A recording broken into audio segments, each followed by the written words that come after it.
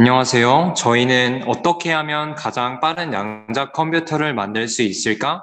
라는 주제로 연구를 하게 된 강주환, 박상우, 윤효상, 윤호성입니다. 여러분, 과연 큐비트란 무엇일까요? 우리가 알던 기존의 컴퓨터는 0과 1 두 가지로만 구성된 비트를 기본 단위 연산자로 활용하였습니다.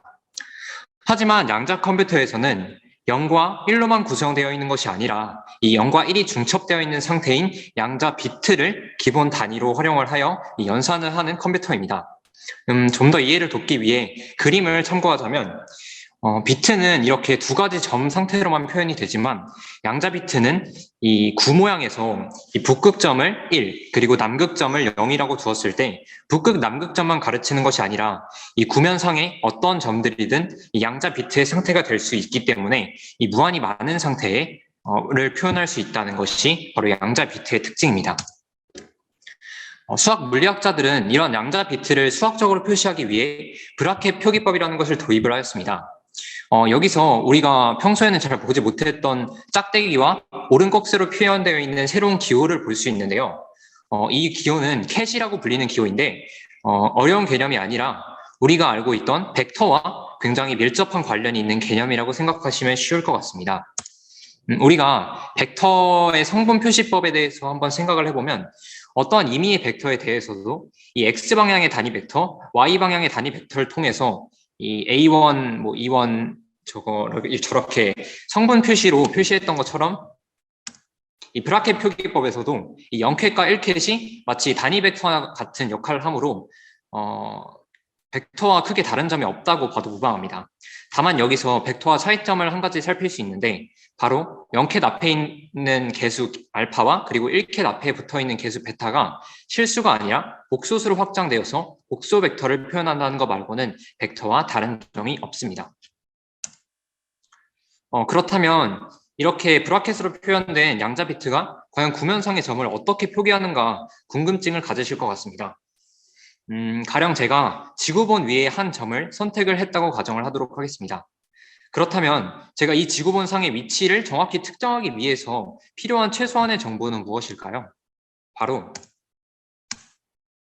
위도, 경도 이렇게 두 가지 정보만 주어져 있다면 제가 이 지구본상에 찍은 점의 위치를 정확하게 특정을 할 수 있겠죠. 이와 같은 원리로 이 알파 0캣 더하기 베타 1캣으로 표현된 이 양자 비트의 상태를 우리가 세타와 파이를 통해서 표현을 해주게 된다면 이것을 구면상의 특정 점이라고 생각을 할 수 있게 될 건데요. 이거를 이제 어떻게 표현을 하냐면 두 가지 성질을 이용해서 이것을 간단하게 바꿀 수 있습니다. 첫 번째로 바로 알파 크기의 제곱에다가 베타 크기의 제곱을 더했을 때 1이 나온다는 성질과 그리고 이 하나의 양자 비트의 크기가 1인 양자 비트를 곱해 주었을 때 구면상에서 위치가 바뀌지 않는다. 이 두 가지 성질을 이용하면 이렇게 p사이 캣을 코사인 2분의 세타 0캣 더하기 2의 알파 2승 사인 2분의 세타 1캣 꼴로 표현을 할 수 있습니다. 이렇게 한다면 세타와 파이 값을 모두 알 수 있기 때문에 우리가 구면상에서 이 양자 비트가 나타내는 지점이 어딘지를 정확하게 특정할 수 있게 되는 것이죠. 이제 앞에서 저희가 설명드린 양자 비트 혹은 캣을 제어를 하면은 양자 컴퓨팅을 할 수 있습니다. 그럼 저희가 이렇게 캣과 캣 혹은 양자 비트를 이론적으로 제어하는 것을 게이트라고 하는데요. 저희는 이 게이트를 중에서 먼저 특별한 세 게이트를 설명해 드리겠습니다. 그 세 게이트는 X, Y, Z 게이트들인데요. X, Y, Z 게이트들은 각각 X, Y, Z2에 대해서 180도 돌리는 연산자입니다. 혹은 이 X, Y, Z 게이트를 각각 시그마 X, 시그마 Y, 시그마 Z 해서 파울리 행렬이라고도 합니다. 저희는 이 파울리 행렬들을 이용하여 임의의 회전을 만드는 게이트를 낼 것입니다. 임의의 회전을 만드는 게이트들을 통해서 알려진 게이트들이나 여러 유용한 게이트들을 만들 수 있습니다.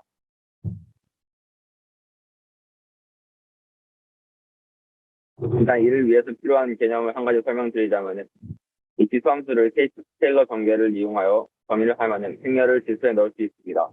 이를 이용하여 2의 I, by, 시그마 Z를 계산해 보면은 어떤 캣 알파의 연산을 취해주면은 결과적으로 Z축에 대해서 블로우 구면에서 마이너스 2 바이만큼 회전시키는 연산자가 됩니다. 그럼 이 파이 자리에 마이너스 2분의 파이를 넣으면은 Z축에 대해서 임의의 각도 파이에 대해서 회전시킬 수 있는 행렬을 만들 수 있습니다. 여기서 시그마 Z가 Z축에 대해서 180도 돌린 게이트라는 것을 생각해 보면은 어떤 임의의 축에 대한 회전을 만들기 위해서 임의의 축에 대해 180도 돌리는 행렬 A가 있다고 하면은 이 시그마 Z 자리에 A를 넣었을 때 이 E의 마이너스 2분의 I 파이 A가 임의의 축 N에 대한 임의의 회전을 만들 것이라고 예측해 볼 수 있습니다. 그럼 이러한 예측에 대해서 수학적으로 증명할 수도 있지만 일단 주관적으로 더 간략하게 설명을 해드리자면 양자비트의 증척은 블로우 구면에서의 위치 관계에만 의존합니다.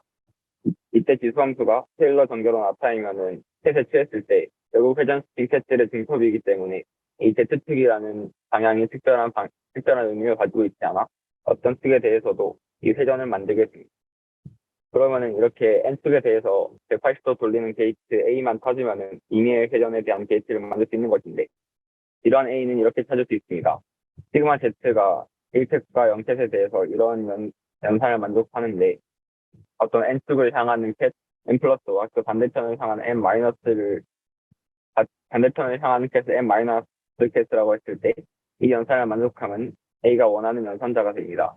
그 이유도 아까와 같은 논리로 설명할 수 있는데 양자비트의 증척이 위치 관계에만 의존하기 때문에 사실 기저의 선택이 중요하지 않아서 그냥 반대편에 있는 두 셋에 대해서도 성립하게 됩니다. 그럼 이 식을 통해서 A를 연립 방정식을 풀어서 계산을 해주면은 A가 결과적으로 N과 파울리 벡터의 내적을 의미할 수 있습니다. 그럼 아까 구했던 E의 마이너스 2분의 파이 A에 대입을 해주면 이렇게 다음과 같은 임의의 축 N에 대한 회전 행렬을 얻을 수 있습니다. 네. 다음으로 슈테론 게를라 실험에 대해 설명드리겠습니다. 여기 있는 이 그림은 오른쪽에서 발사된 원자가 N극과 S극 자석 사이로 이루어진 측정 터널을 지나 스크린에 부딪히게 되는 실험 장치입니다. 이 실험의 예상 결과로는 초기 스핀의 방향이 연속조인 분포에 따라 스크린에 입사하는 원자가 하나의 줄무늬를 형성할 것 같았지만 실제 실험 결과로는 장치를 통과한 원자의 분포가 불연속적으로 두 갈래로 나뉘어 스크린에 입사함을 알 수 있었습니다. 첫 번째 실험은 세로로 놓여진 두 자석에 대한 실험뿐이었지만 여기서 의문이 생깁니다. 같은 실험 장치를 수직으로 놓아 원자를 한 번 더 통과시켰을 때 원자는 어떻게 될지에 대한 것입니다. 실험 결과는 두 번째 장치를 통과한 원자 또한 좌우로 반반씩 나뉘어 스크린에 입사함을 보여주었습니다. 즉, 처음에 100개의 원자를 쏘았을 때 첫 번째 장치를 통과한 원자가 50개씩 나뉘었다면 두 번째 장치를 통과한 원자도 각각 25개씩 나눠진 것이죠. 이 실험 결과로부터 측정 그 자체가 터널을 통과하는 전자에 영향을 준다는 것과 자석의 방향에 따라 측정했을 때 결정되는 스핀의 상태가 달라짐을 알 수 있었고 이로부터 큐비에스 상태를 0과 1로 표현하는 방법이 생겨나게 됩니다. 다음으로 해밀토니안 연산자에 대해 소개하겠습니다. 고전역학에서 해밀토니안 연산자는 H는 쉽게 말하자면 운동에너지와 위치에너지를 합한 전체 에너지를 문자 QPT로 나타내는 함수입니다. 이때 QPT는 각각 일반 좌표, 운동량, 시간을 의미합니다. 양자역학에서 해밀토니안도 똑같습니다. 다만 양자역학에서는 해밀토니안 연산자를 행렬로 표현하며 이 연산자가 또 다른 고유 벡터의 행렬과 곱해졌을 때 특정한 고유값을 내배는 함수라고 생각해도 됩니다. 저희는 해밀토니안 연산자가 특정 값을 가질 때 큐벳의 상태가 어떻게 될지에 대해 연구해 보았습니다. 크게 네 가지로 해밀토니안 연산자 H가 항등 행렬 I일 때 비례하는 경우와 X, Y, Z 게이트에 각각 비례하는 경우에 대해 계산해 보았는데 이때 비례상수는 2분의 입실론으로 해밀토니안 연산자의 단위를 에너지로 맞추기 위한 것입니다. 첫 번째로 가장 간단한 경우인 H가 I에 비례하는 경우에 대해 알아보겠습니다. 맨 위의 수식은 알파라는 함수에 대한 슈레딩거 방정식이고 이 슈레딩거 방정식의 베타 기저에 해당하는 알파 함수와 항등 행렬에 비례하는 해밀토니안을 각각 대입해주고 힘끼리 비교하여 미분 방정식을 풀어주면 C1과 C2의 C1과 C0에 대한 시간에 대한 함수를 얻을 수 있습니다. 여기서 각각의 값들은 익스포넨셜 지수의 형태로 t가 곱해져 있어 시간에 따라 크기가 변하지 않기 때문에 블로우구에서는 아무런 변화를 보이지 않습니다. 같은 방법으로 H가 X 게이트에 비례하는 경우, Y 게이트에 비례하는 경우, Z 게이트에 비례하는 경우를 이렇게 각각 구할 수 있습니다. 각각의 경우 블로우 구 벡터의 움직임을 직관적으로 보기 위해서는 3차원 직교 좌표계로 표현해야 하는데 알파 함수에 대해 직교 좌표계로 나타낸 값은 다음과 같습니다. 이 좌표 값들의 앞에서 구했던 C1, C0를 대입하여 계산하면 시간에 따른 좌표값을 알 수 있습니다. 예를 들어 해밀토니안의 Z게이트에 비례하는 경우 앞의 계산 과정을 거쳐 이렇게 행렬로 나타낼 수 있는데 이는 Z값은 고정되어 XY 좌표가 시간에 따라 오메가 t만큼 회전하는 것임을 알 수 있습니다. 다른 경우들도 직접 계산해보면 X게이트는 X값이 고정, Y게이트는 Y값이 고정된 회전 행렬임을 알 수 있고 저희는 이 계산을 통해 해밀토니안 연산자와 블로우 벡터의 관계에 대해 이루할 수 있었습니다.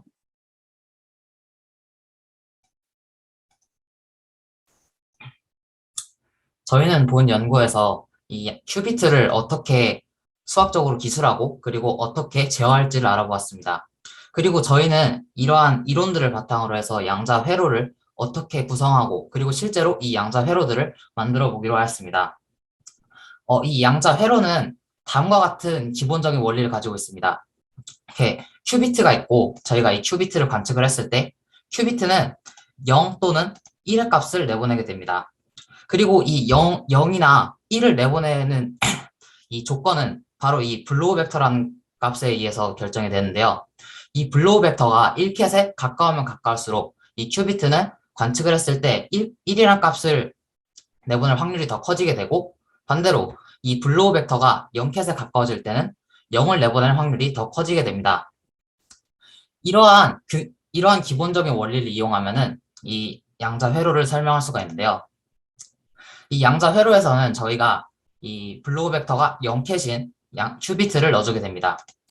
그리고 저희가 원하는 대로 양자 회로를 구성해서 이 큐비트를 양자 회로에다 넣어주게 되면은 이 양자 회로는 이 블로우 벡터를 돌려서 우리가 원하는 위치로 오게끔 해줍니다. 그리고 우리가 관측을 해주면 이 블로우 벡터의 위치에 따라서 이 큐비트가 1 또는 0이 나올 확률이 결정이 되게 되고 이로써 계산이 이루어지게 되는 것이죠. 좀 더 도식화해서 이제 설명을 드리도록 하겠습니다. 이게 양자 회로의 도식화된 모습인데요. 저희가 이렇게 각 라인이 각각의 큐비트를 나타내는 라인입니다. 그래서 초기 상태의 양자들, 그러니까 블로우 벡터가 0캣인 양자들을 넣어주게 되면은 이 큐비트가 각 라인을 따라서 왼쪽에서부터 오른쪽으로 가면서 여기 중간에 연산된 부분, H, X, Y, 뭐 Z 이렇게 써져 있는 아까 보셨듯이 X 게이트, Y 게이트, Z 게이트 이렇게 각각의 게이트를 통과하면서 블로우 벡터가 회전을 하게 됩니다. 그리고 회전을 다 마친 뒤에 게이트를 다 통과하고 이제 측정이 이루어지게 되는데 이 측정이 이루어지면은 아까 말씀드렸듯이 이제 블로우 벡터 위치에 따라서 이제 0 또는 1이 나오게 되고 이를 비트로서 정보화시키는 것이 이제 양자 회로에 관한 설명입니다. 그래서 저희가 덧셈을 하는 회로를 한번 제작을 해보았는데요. 덧셈을 하는 회로는 다음과 같이 이렇게 구성을 할 수 있게 됐고 이거는 시간 관계상 이렇게 구성을 할 수 있다. 그리고 이거 저희가 이렇게 만들어 봤다라고 설명을 이렇게 마치도록 하겠습니다. 저희 연구에서는 이렇게 이 큐비트의 상태를 하나의 벡터로서 표현을 하고자 하였고 그리고 이 벡터가 총 4가지의 변수들을 가지고 있었는데 어떤 정리를 통해서 2가지 규칙을 통한 정리를 통해서 변수 2개로 줄이고 이 2가지 변수들로 인해서 지구본으로서 한 점의 위치로 이 큐비트의 상태를 결정할 수 있다고 알게 되었습니다. 그리고 저희는 이 블로우 벡터를 조정하는 여러 게이트들을 알아보았는데요. X, Y, Z 게이트에 대해서도 알아보았고 임의의 축을 기준으로 돌리는 연산자에 대해서 알아보았고 그리고 이를 실제로 계산해 보아서 실제로 어떻게 돌아가는지도 확인을 해보았습니다. 그리고 실제 물리적 현상에서 어떻게 돌아가는지를 알기 위해서 슈레딩거 방정식에 대해 탐구해보고 이 슈레딩거 방정식에서 이 해밀토니안 값을 조정해보면서 이 해밀토니안 값이 이럴 때는 어떻게 돌아가더라 이런 거를 다 계산을 통해서 한번 알아보았습니다. 그리고 이런 이론들을 토대로 해서 실제로 양자 회로가 어떻게 구성이 되고 그리고 실제로 이 양자 회로를 기반으로 해서 간단한 뭐 덧셈 로직을 한번 만들어보는 이제 탐구를 진행을 하였습니다. 이상으로 발표를 마치도록 하겠습니다. 감사합니다. 그러면 이어서 학생분들 짧게 소감 한 말씀씩 부탁드립니다. 말씀하시기 전에 꼭 소속되어 계신 학교와 이름 먼저 말씀해 주시고 소감 말씀해 주세요.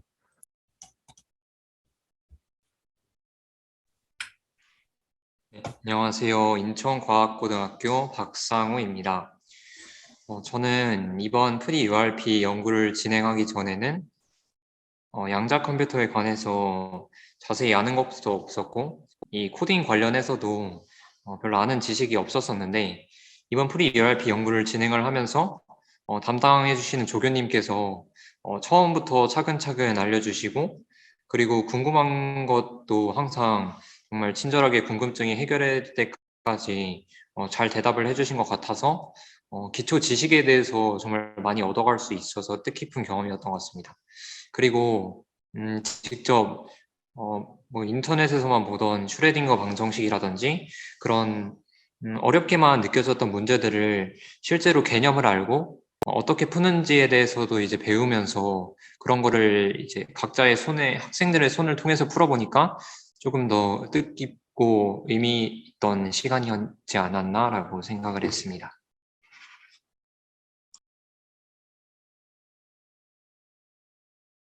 안녕하세요. 경주과학고등학교 1학년 윤호성입니다. 저희는 이번 pre-URP 공부를 진행하면서 비록 비대면으로 진행했지만 저희 팀은 화이트에 3일 동안 가보고 또 저희 팀에서는 그냥 연구실에서 하는 연구에 대한 지식을 배우는 게 아니라 저희가 직접 문제도 풀어보고 저희가 구하고자 하는 것을 저희만의 방식으로 찾아볼 수 있어서 재밌었고요. 또 연구를 진행하면서 모르는 거 있을 때나 생각해보고 싶은 거 혹은 나의 생각을 또 물어보거나 교수님께서도 잘 대답해 주시고 저희 생각을 이끌어 주셔서 연구도 잘 진행할 수 있었던 것 같습니다. 감사합니다. 경남과학고등학교 2학년 강주환입니다. 양자역학이라는 학문이 자체적으로 원래 모든 내용이 거의 수학을 기반으로 하기 때문에 양자역학이 수식으로 어떻게 표현되고 또 특정한 값이 주어질 때 확률을 어떻게 계산되는지 그런 걸 직접 해보지 않으면 아주 추상적으로 다가올 수 있다고 생각합니다. 그래서 저도 프리-RP 연구를 하기 전까지만 해도 양자 컴퓨터에 대한 많은 오개념들과 착각들을 가지고 있었는데 그런 연구를 진행하면서 큐비트가 어떻게 회전하는지 또 어떤 상태를 가지는지 그런 것들을 알아보기 위해 계산하는 일이 많이 있었고 네, 양자역학에서 Solve and Calculate라는 그런 농담도 있듯이 계산 과정에서 복잡하고 많긴 하지만 이렇게 계산을 직접 해보면서 각각의 연산자가 어떤 역할을 하는지 또 어떤 경우에 양자 상태는 결정되는지 그런 것들을 알 수 있는 중요한 경험이라고 생각하거든요. 그래서 그런 점에 있어서 프리RP 연구가 되게 아주 큰 도움이 된 것 같고 마지막으로 함께 연구해준 팀원들과 조교님께도 감사하다는 말을 전하고 싶습니다. 네, 감사합니다.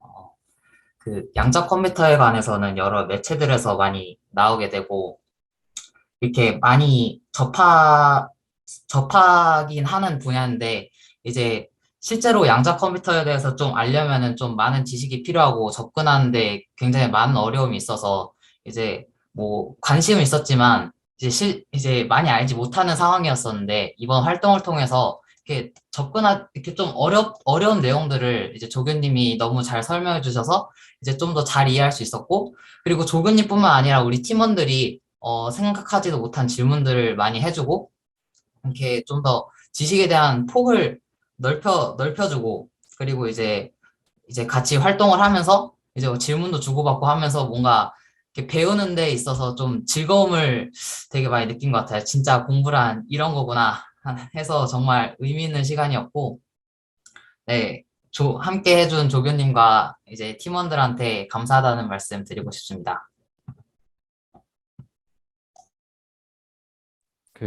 윤효성 학생 지금 재학 중이신 학교랑 이름 한 번만 말씀해 주시겠어요? 네. 대전 동신과학고등학교 2학년 재학 중입니다. 네, 감사합니다. 그럼 마지막으로 입팀 지도해 주시고 이끌어 주신 안성진 조교님께서도 소감 한 말씀 짧게 부탁드리겠습니다. 네, 저는 이거 하면서 저도 대학원에서 연습 문제로만 몇 개 풀어보고 막 이렇게 깊이까지는 안 해봤는데 학생들이랑 이렇게 같이 풀어보면서 제가 제일 신날 때가 좀 몇 번 있었던 것 같아요. 그래서 되게 재밌게 했고 학생들도 정말 말했듯이 생각지도 못했던 질문들이 되게 많고 저도 막 모르는 질문들도 많이 하고 그 다음에 막 생각지도 못했던 풀이들도 많이 하고 그 다음에 막 돌발적인 그런 회로들도 막 만들어내고 그런 식으로 되게 너무 재밌었던 시간이었던 것 같아요. 감사합니다.